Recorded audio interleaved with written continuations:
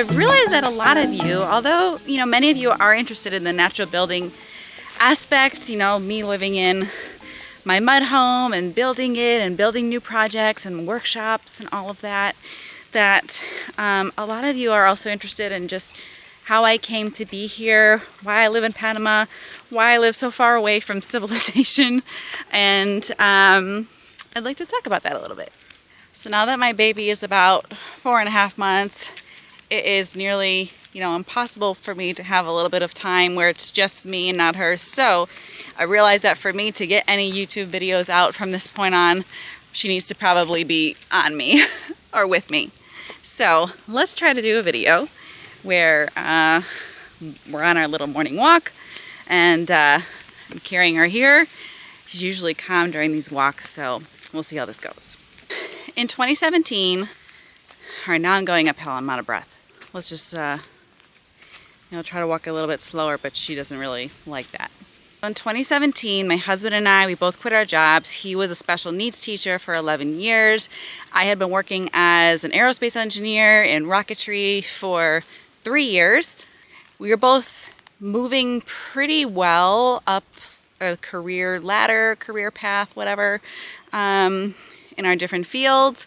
But both of us are super unsatisfied. Basically, all that we knew was that we wanted something different. Life just felt a little bit stale. I think probably for a lot of you, or a lot of people, it feels stale and we just kind of accept that that's the way it is. Then you have this midlife crisis, you've got people around you having the same thing. And so when it's just kind of like resonating this common experience of dissatisfaction, then it's hard to imagine that there's an alternative. And for us, we didn't know what that alternative would look like, but we knew that we can't expect different if we keep doing the same. So we made one major change, and then just kind of let the universe, whatever it is that you believe, kind of fill in the gaps and take us to where we needed to go. So that one kind of burst of courage was selling all of our things in June 2017 and having one backpack each and leaving the United States. When we left the US, we first went to Tibet, Mount Kailash, for a 3-week hike. It was kind of like a spiritual journey. It was super interesting. My husband at the time was very much into like the technical and like historical aspects of yoga, like the real roots of it. So that kind of led me to follow along with his journey, his interest in going there, but it was still a very transformative experience for me. I felt a lot of physical and emotional and spiritual breaking down. It's a really nice experience to go through something like that, because once you've broken something down, then you can build it back up in a different way. So it was definitely a turning point for me. And I could talk more about that in a different video if you all are interested. After that, we went to India and we lived there. We spent about a month traveling, and then we lived there for about 5 months volunteering in an ashram. And with the volunteering full-time, we were able to actually live there very affordably.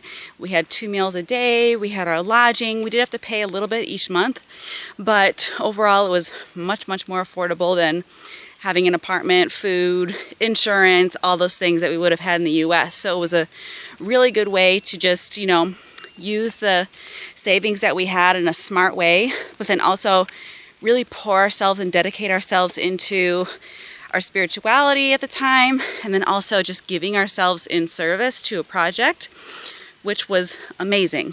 Both of us had been really influenced and impacted by that, the guru who was prominent at that ashram. It's his ashram, and we had an amazing time. So after that, we flew to Panama, and Panama had been kind of just an idea, a very long-running idea in my husband's mind since he was in his early 20s. For whatever reason, his heart was just drawn to Panama, and he had brought up that concept when we were first together in 2015, and I was like, okay, well, I never really thought about leaving the country, definitely not, and I never thought about, going to Panama. Like, I don't really know much about Panama at all.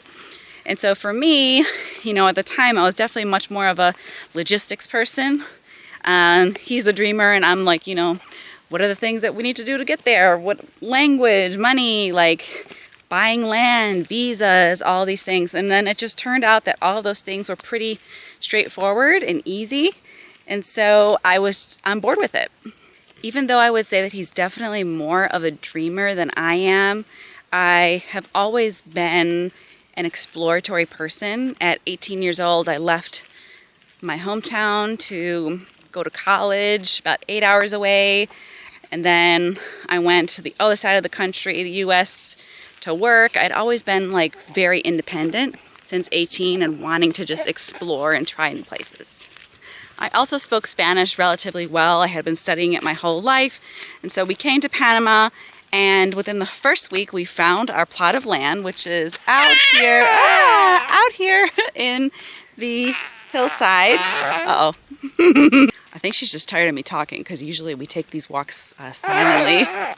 So within the first week of being here, we found the plot of land that we had seen while we were in India. And my husband was like, this is it, this is the one. And I was like, well, I want to go around the country and check out other places and just make sure and see. And then after traveling all around, driving back and forth across the country like 8 times, I realized that he was right. And he's a very intuitive person, and I've gotten a lot more in touch with my intuition since being here. But at the time, I wasn't so much. Immediately met a lot of our neighbors who were super, super welcoming to us, super friendly. So we live about 4.5 hours from Panama City, which is like a major metropolitan city. And we are 1 hour away from a city that's like very, very small. So we're really, really out here. And my neighborhood, like my little village here, has 100 people in it. And she's number 101. And so when I came here, there was a lot more about the culture and people and the place that I ended up just loving. You know, I love the weather, I love warmth, I love that we can grow food all year round. The people have been super, super welcoming. Like in the US, I didn't realize this until I had something to compare to, but this is such a community-oriented place. Like neighbors really look out for each other. You know all your neighbors, they all know you. You know, in the US, it felt like all of us were just kind of living these individual lives, like side by side, but not really interacting anymore. You know, we lived in an apartment complex in Los Angeles before we left the States, and I never met any of my neighbors. And I mean, there's at least 50 units in that place, and we're social, we're fun people, but it's just like the energy of like welcomingness and openness and like wanting to interact with your neighbors is just not there anymore. You know, I think it was there when I was young, but that's something that once I came here, I was able to have that comparison and see like these places still really exist, and we've just kind of accepted that we need to live this like kind of sterile and isolated existence. And that's why I think there's so much loneliness also. We just have really set ourselves up to live in these boxes, and here it just feels like I'm just free, I'm open, I'm free. I feel like I've also become a lot more extroverted here. I just really didn't realize I was always super quiet, like in high school, like super, super quiet. And here, because I speak Spanish and my husband doesn't, that I had to do a lot of the speaking, a lot of the interacting, you know, talking with officials, talking with land inspectors, all these people, and neighbors, to invite them to our Junta de Embarra, which is the mud building party. And I'm going to upload a video soon that kind of documents that process. It's a fascinating, amazing, community-focused process where 600 people came together to build the walls, the actual interior mud walls of one part of our mud home when we first came to the country about 2 years in. And just that alone really speaks to this like dynamic, like this heart that this place has. So here we've been for about 6 years now, and we moved into our home last year, a year ago, and I've been uploading videos of the process here and there. I was so focused on the build, so focused on getting it done. It took so long because I was making so many mistakes and I didn't know really, I didn't know what I was doing. Like, I'm a former engineer, but using these kind of ancient natural techniques is still very much a new thing to me. And so, but there's a lot of science to it. So it was able to help me, my background, like understand how a lot of these things work. So yeah, so now we're here in Panama. I don't imagine leaving. The only thing is that we do live, you know, pretty isolated. And while that's like a super wonderful thing for me and my husband, we love it. Like, the pandemic was super easy for us because we were just used to being around each other 24/7 and we actually enjoy it. So being locked up was really nothing new. But, you know, for our little girl, she's gonna need friends. And there are local kids, so she'll be able to hang with them for a bit. But, you know, kind of like activities and things for her to do, like classes that she could take, none of that is really here. There are some that are about an hour away. So we're, you know, considering that. That's definitely something in our thoughts of, you know, what kind of childhood we want for her. But I really want, you know, at least this first initial chunk of her childhood, 6 years, 7 years, maybe 10 years, to be spent in this absolutely beautiful place. Look at this. This is the farm next to ours. This is our little road. And sometimes I forget how beautiful it is. I really like doing these videos because it helps me just see, you know, this daily walk that I do with my daughter, you know, in a fresh new light, and see really just how magnificent this nature is. It's so quiet, there's nobody, and to some people that's like hell, but to me it's like, it's a dream. I love it. It does have its disadvantages, you know, beyond the activities for the kids, like getting mail here. If we need something, then it takes 3 weeks to get here. If we have to send anything out, it's a whole project. Like the post office in our little town is so old school. It's all paper based, and everything has to be kind of done in a very like long-winded, long form way. It's just not very efficient at all. Also, the kind of pace of Panama is a lot slower. If you come here and you have this Americanized, European, Western pace where you expect things to be done kind of right away, efficiently, you are just setting yourself up for failure and stress. Also, depending on the person that you get, if you go to any kind of government building or notary building or whatever, they will all tell you different things because there really is no standard process for anything still. We can get internet here. We have some grocery stores. Hey, Mommy.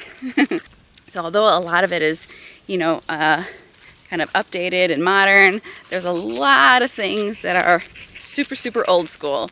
And so it's not a lifestyle that I recommend if you're used to convenience. A lot of things are very inconvenient here. You have to definitely take that out of your expectations.